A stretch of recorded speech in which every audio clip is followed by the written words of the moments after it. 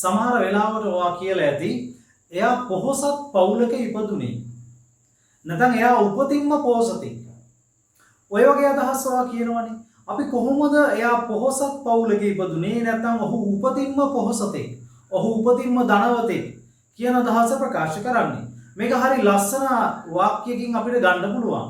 ඒක අපිට ගන්න පුළුවන් he was born with a silver spoon in his mouth. He was born with a silver spoon in his mouth. He was born ඉපදුනා with a silver spoon. silver spoon කියන එක මෙතනදී ගන්න මේ රිදී හැන්දක් කියන අදහසින් නෙමෙයි. ඒක යමක් කමක් තියෙන ධනවත් පවුලක ඉපදුනා කියන අදහස තමයි දෙන්නේ. he was born with a silver spoon. රිදී හැන්දක් කටේ තියාගෙන ඉපදුනා කියන අදහස ගන්න පුළුවන් ඕනේ නම්. හැබැයි මේකෙන් කියන්නේ මේ රිදී හැන්දක් කටේ තියාගෙන ඉපදුනා කියලා නෙමෙයි. ඔහු රිදී හැන්දක් කටේ තියාගෙන ඉපදුනා කියලා නෙමෙයි කියන්නේ. හොඳ අදහස ගන්න ඕනේ මේ සමහර ඉංග්‍රීසි වචනවල ඒ තියෙන වචනේ හැමම තේරුම ගන්න බෑ. ඒක ඉතින් ඒ භාෂාව ලස්සන වෙන්න රසවත් වෙන්න යාලා හදපු විදිය. ඉතින් ඔයාලට කියන්න පුළුවන් he was born with a silver spoon in his mouth. ඔහු ඉපදුනේ පොහොසත් පවුලක නැත්නම් ඔහු උපතින්ම පොහොසතෙක්. ඔහු උපතින්ම ධනවතෙක්. ඔහු ධනවත්ව ඉපදුනා. ඔය වගේ අදහස් ගන්න පුළුවන්. එහෙනම් මතකද අයිඩියා එක? he was born with a silver spoon in his mouth. he was born with a silver spoon in his mouth. ඔහු ඉපදුනේ පොහොසත් පවුලක නැත්නම් ඔහු උපතින්ම පොහොසත්.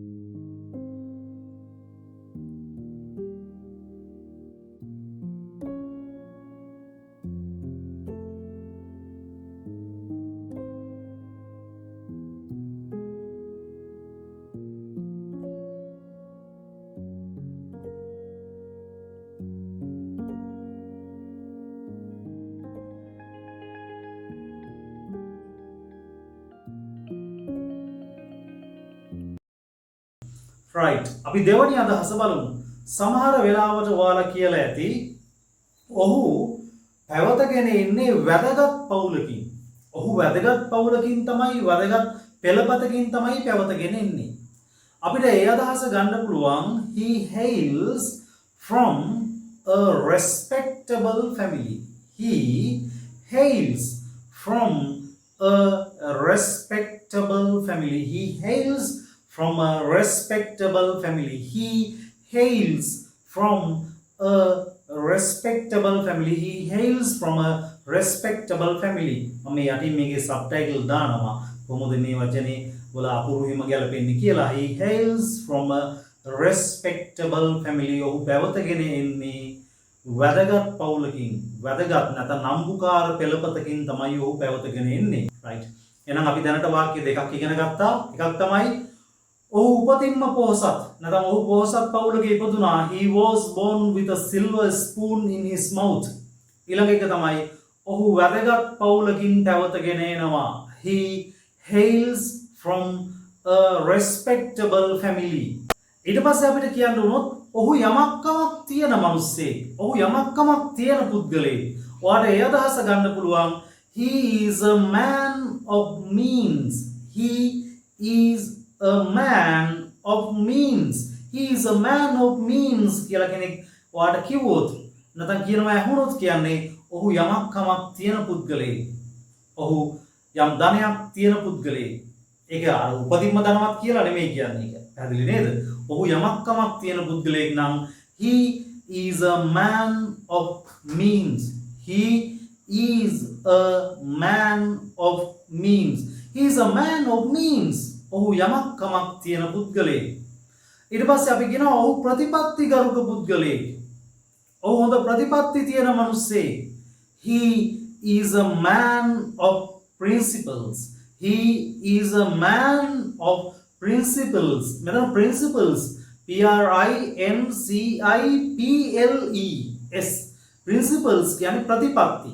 එහෙම නැත්නම් principle PAL අවසානට આવොත් විදුහල්පති. ඒක විදුහල්පති සම්බන්ධයෙන් නෙමෙයි මෙතනදී කතා කරන්නේ. He is a man of principle නෙමෙයි principles. PLES PAL නෙමෙයි අවසානට එන්නේ. PAL අවසානට આવොත් විදුහල්පති කියන අදහස දෙන්නේ. දැන් මෙතනදී කියන්නේ ඔහු ප්‍රතිපත්තිගරුක පුද්ගලයෙක්. ඔහු ප්‍රතිපත්ති සතු පුද්ගලයෙක්. He is a man of principles. He is a man of principles. ඔහු ප්‍රතිපත්තිගරුක පුද්ගලයෙක්.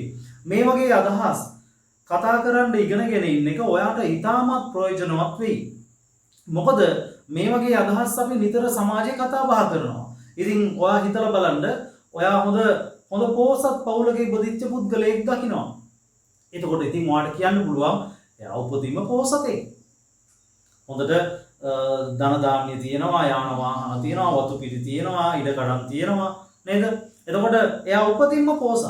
ඉතින් කිසි ප්‍රශ්නයක් නැහැ නේ ඔයාට කියන්න පුළුවන්.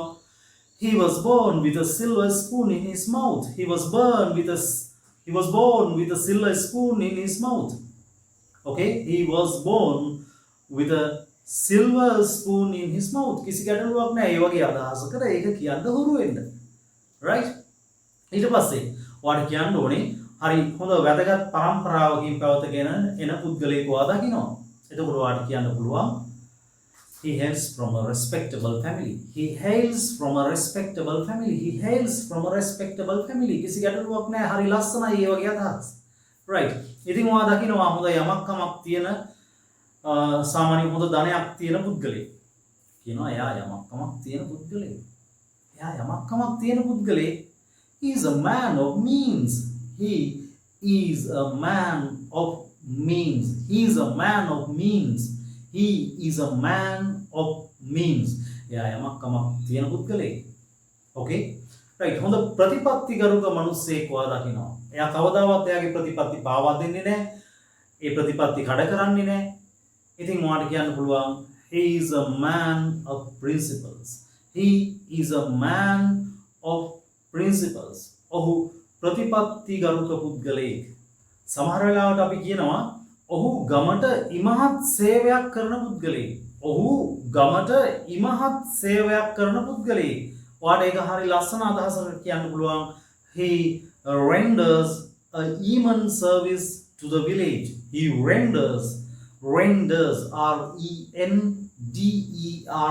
he renders a immense service to the village. ගමට හොඳ සේවයක් කරන හොඳ පුද්ගලයෙක් ඔයා දකිනවා. එතකොට කෙනෙකුට ඔයා එයාව පෙන්ලා කියනවා එයා ගමට ඉමහත් සේවයක් කරන පුද්ගලයෙක්. උතුම් සේවයක් කරන පුද්ගලයෙක්. හොඳ සේවයක් කරන පුද්ගලයෙක්. එයා ගමට හොඳ උතුම් ඉමහත් සේවයක් කරන පුද්ගලයෙක් කියන අදහස ඔයාට ගන්න පුළුවන්. එහෙනම් he renders a immense service to the village. He renders a immense service to the village. He renders a immense service to the village. He renders a immense service to the village. ඔහු ගමට ඉමහත් නැත්නම් උතුම් සේවයක් කරන පුද්ගලයෙක්. right. ඔයාලට කියන්න ඕනේ එයා අද්විතීය පුද්ගලයෙක්. ඔහු අද්විතීය පුද්ගලයෙක්. එතකොට ගන්න පුළුවන් ඔයාලට he is a unique person. He is a unique person. අද්විතීය කාටවත් දෙවෙනි නොවන හොඳ පුද්ගලයෙක් ඔයා දකිනවා. එයා හරි අද්විතීයයි. ඔයාලට කියන්න පුළුවන් එතකොට he is a unique person. He is a unique person. He is a unique person. He is a unique person. ඔහු අද්විතීය පුද්ගලයෙක්. right. ඉතින් ඔයා දකිනවා ස්ව උත්සාහයෙන් තමන්ගේම උත්සාහයෙන් දියුණු වෙච්ච පුද්ගලයෙක්. එතකොට ඔයාලට කියන්න පුළුවන් ඔහු ස්ව උත්සාහයෙන් තමන්ගේම උත්සාහයෙන් දියුණු වෙච්ච පුද්ගලයෙක්. හරි හොඳ මහන්සියෙන් වැඩ කළා ධෛර්යමත්ව වැඩ කළා ස්ව උත්සාහයෙන් දියුණු වෙච්ච පුද්ගලයෙක්. he is a self-made man. He is a self-made man. He is a self-made man. ඔහු ස්ව උත්සාහයෙන් දියුණු වෙච්ච පුද්ගලයෙක්. He is a self-made man. He is a self-made man. He is a self-made man. He is a self-made man. ඔහු ස්ව උත්සාහයෙන් දියුණු වෙච්ච පුද්ගලයෙක්. ඉතින් මෙතනදී මම ඔයාලට වාක්‍ය 7ක් කියලා දුන්නා. කොහොමද මේ වාක්‍ය 7 භාවිතා කරන්නේ? මොන වගේ අවස්ථාවලටද මේවා ගන්නෙ? මේවා කතා කරන්නේ කොහොමද? හරියට ඒවා ශබ්ද කරන්නේ කොහොමද? ඒ හැමදේම මම ඔයාලට මේ වීඩියෝ එකෙන් පැහැදිලිව ඉගෙනුවා. ඉතින් ඔයාලට තියෙන්නේ මේ වාක්‍ය 7 කතා කරන්න පුහුණු වීම කරන එක. ඉබේම මේක කතා කරන්න පුළුවන් වෙන්නේ නැහැ. මේක පුහුණු වුණ තරමට තමයි මේක කතා කරන්න ලේසි වෙන්නේ. ඉතින් මේ දේවල් නිතර අපි සමාජයේ කතා බහ කරද්දී ඇහෙන දේවල් නැත්නම් අපිට කතා කරන්න අවශ්‍ය වෙන දේවල්. ඔයා විදේශ රටකට ගියත් කොහේ ගියත් මේ වගේ අදහස් ඔයාලට ප්‍රකාශ කරන්න අවස්ථාවල් ලැබෙයි. ඒ නිසා මේවා හොඳින් පුහුණු වීම කරලා ඔයාගේ මතකයේ තබා ගන්න. right. ඒත් එක මම කිව්වා ඔයාට මගේ අලුතෙන්ම පටන් ගන්න ඔන්ලයින් ක්ලාසස් පිළිබඳවත් මම ඔයාලට විස්තර කිව්වා. ඔයා තාමත් මේ channel එක subscribe කරලා නැත්නම් Royas English Academy කියන channel එක දැන්වම subscribe කරන්න. ඊට පස්සේ bell icon එකත් press කරන්න. අපි අලුතෙන් දාන හැම වීඩියෝ එකක්ම ඔයාලට ඒ වෙලාවෙම බලලා පුහුණු වීම කරන්න පුළුවන්. So අපි තවත් මේ වගේම ප්‍රයෝජනවත් වීඩියෝ එකක් එක්ක හම්බෙමු. So goodbye. Take care.